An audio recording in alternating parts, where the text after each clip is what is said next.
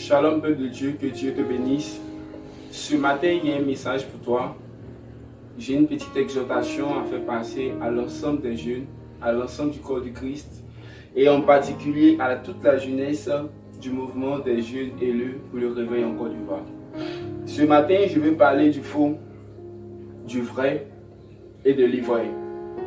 Je reprends du faux, du vrai et de l'ivraie. C'est quoi le vrai? C'est quoi le faux? C'est quoi l'ivraie? Sachez que tous ces thèmes employés seront employés dans un contexte bien défini qui est l'Église. C'est quoi le vrai alors dans l'Église? C'est quoi le faux dans l'Église? C'est quoi l'ivraie dans l'Église?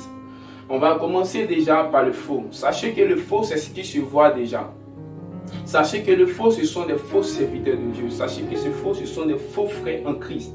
Ces personnes, déjà, on arrive facilement à discerner leur attitude. Par leur comportement, par leur agissement, par leur parler, par leur façon de faire, on arrive automatiquement à les identifier comme le faux. Le faux ne se cache pas. Automatiquement, on arrive à déceler le faux. À différence du vrai, le vrai, c'est le contexte du faux. Ce sont des personnes qui produisent le fruit de l'esprit.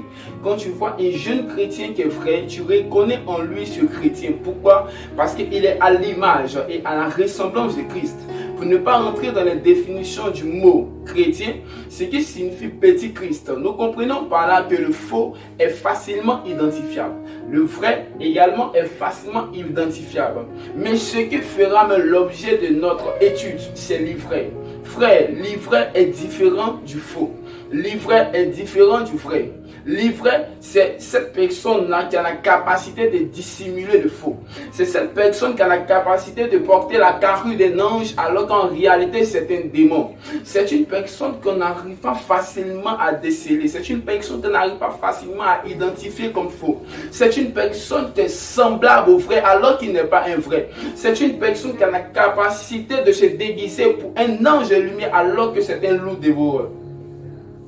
L'ivraie, c'est cette personne-là qui arrive facilement, comme je le disais tantôt, à dissimuler ses vraies attitudes, à dissimuler son vrai corps. C'est cette personne-là qui a la capacité d'être jour dans le jour et nuit dans la nuit. C'est cette personne-là qui, quand il est avec vous, tu ne peux pas savoir qu'il n'est pas des vôtres. L'apôtre Paul pouvait interpeller les chrétiens en disant que faites attention à ces personnes, à ces ouvriers trompeurs. En réalité, ils n'ont jamais été des nôtres. Ils se sont dissimulés furtivement au milieu de nous. Écoutez-moi très bien. L'ivraie est la personne la plus dangereuse dans le corps de Christ. Ce qui est encore plus malheureux, ce qui est encore plus déplorable, c'est qu'on arrive à trouver l'ivraie à la fois parmi les chrétiens et même parmi les serviteurs de Dieu. Oui, parmi les chrétiens, l'ivraie, c'est cette personne-là qui, quand tu le vois, l'apparence, la corpulence au milieu des personnes, il se comporte comme un chrétien, mais en dehors, il a une vie pas possible, une vie déplorable. C'est celui-là qui prend Jésus, mais en bas de son lit, il y a des canaris. C'est celui-là, mais quand il a la chair, il prêche. Mais en dehors de la chair, il touche un feu étranger. C'est celui-là même qui, lorsqu'il vient dans l'assemblée des frères, il se joue les saints. Mais alors qu'en dehors de l'assemblée des saints, c'est un véritable sorcier, c'est un véritable charlatan. Voici l'ivraie au milieu des chrétiens. L'ivraie au milieu des serviteurs de Dieu, c'est qui? L'ivraie au milieu des serviteurs de Dieu, c'est cette personne qui a l'habit d'ange. C'est cette personne qui prône Jésus-Christ de Nazareth. Quand tu le vois, tu n'arrives pas à déceler, tu n'arrives même pas à savoir, tu n'arrives pas à l'identifier comme le faux. Quand il a la chair, il est vrai. Mais en dehors, c'est un ritualiste. En dehors, c'est un occultiste. C'est une personne qui fréquente les sectes, qui va même rencontrer des marabouts, des forces occultes, afin d'avoir des puissances, afin d'avoir une certaine autorité, une certaine gloire, une certaine afin de pouvoir faire des miracles, des choses étonnantes. Mais écoutez-moi très bien, ces gens de personnes, pour pouvoir les identifier, frères et sœurs, on a besoin du discernement. Ah ben oui, il existe. S'il y a le faux, il y a aussi le vrai. Le faux facilement identifiable.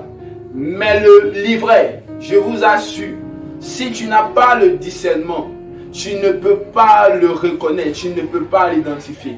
Et en Côte d'Ivoire, Nous avons beaucoup de serviteurs qui sont des ivraies. Nous avons beaucoup de serviteurs qui sont des épines au milieu de la semence. Nous avons beaucoup de serviteurs qui ont l'apparence de la semence et du blé. En réalité, c'est de l'ivraie et des herbes amères.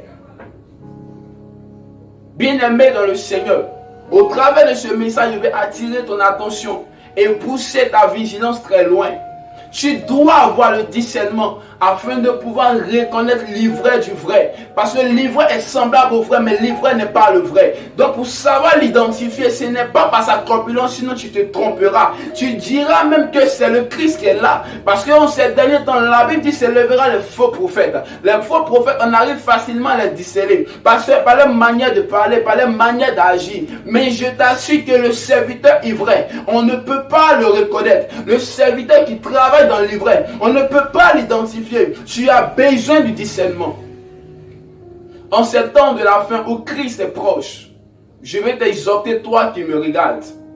Ne mets pas foi à tout ce qui est miracle. Ne mets pas foi à tout ce qui paraît brillant. Ne mets pas foi à toute personne qui se met à la chair. Mais demande à Dieu le discernement afin de pouvoir faire la différence entre le faux et le vrai. Afin de pouvoir faire la différence entre l'ivraie et le vrai. Car je l'ai dit et je le répète, l'ivraie est semblable au vrai. L'ivraie est difficilement reconnaissable. Mais lorsque tu as le discernement, l'Éternel te fera savoir identifier l'ivraie du vrai. Bien-aimés dans le Seigneur, la seule personne vers qui nous devons avoir recours, en qui nous devons croire, c'est Jésus-Christ. Alors fuis-toi en Jésus. En ces temps de la fin, frères et sœurs, le Seigneur m'a mis cela à cœur. Il y a tellement d'ivraies dans ce monde. L'église est saturée de serviteurs de Dieu. Prophètes par-ci, prophètes par-là, évangélistes par-ci, évangélistes par-là, tri-bishop, archibishop, bishop, toutes ces personnes, toutes ces gloires, toutes ces notoriétés, tous ces hommes de Dieu influents et influençables. Quand tu les regardes dans le fond, tous ne sont pas des vrais. Il y a beaucoup qui sont des livrets, beaucoup qui dans le secret travaillent pour le diable, beaucoup qui dans le secret sont là pour mener le peuple à la perdition, parce qu'ils savent que le peuple a un besoin. Ils savent que les temps sont tellement difficiles, que le peuple a besoin des choses concrètes. Le peuple a besoin des miracles authentiques. Le peuple a besoin de se décharger. Donc ils utilisent ces faiblesses du peuple. Ils utilisent cette sorte du peuple afin de se filtrer furtivement parmi les vrais.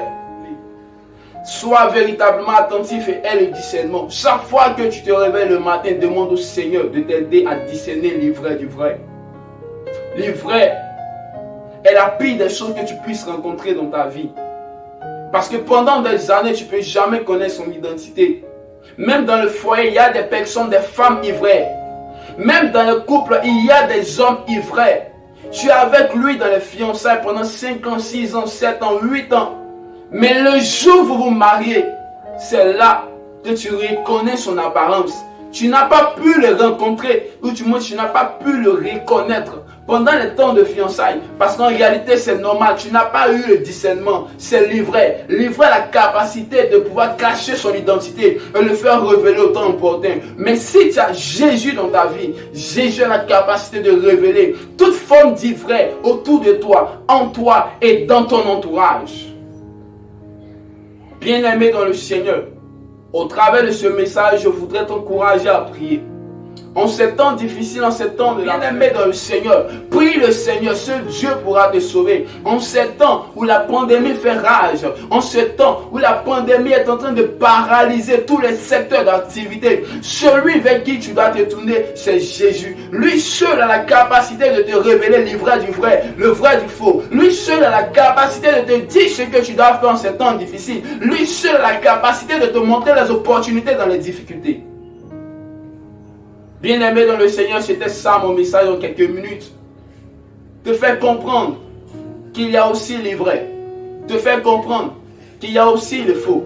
Mais te faire comprendre que le véritable existe. Je t'ai dit tantôt, je vais résumer. que le faux, il est facilement identifiable. Quand tu le regardes, sa manière de servir, sa manière d'agir, automatiquement tu reconnais en lui un faux serviteur de Dieu. Mais l'ivraie, il est difficilement reconnaissable. Il est difficilement identifiable parce qu'il est presque semblable au vrai. Quand tu le regardes, tu peux jurer que c'est le vrai. Alors tu as besoin du discernement. En ces temps de la fin, les agents sataniques sont déjà sur place. Les agents démoniaques sont déjà en place.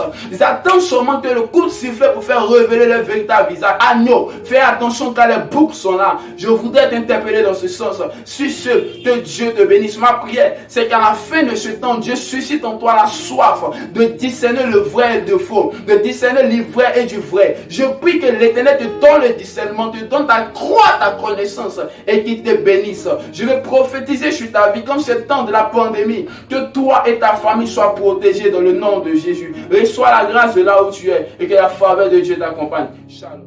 MJC TV, au cœur de la communication.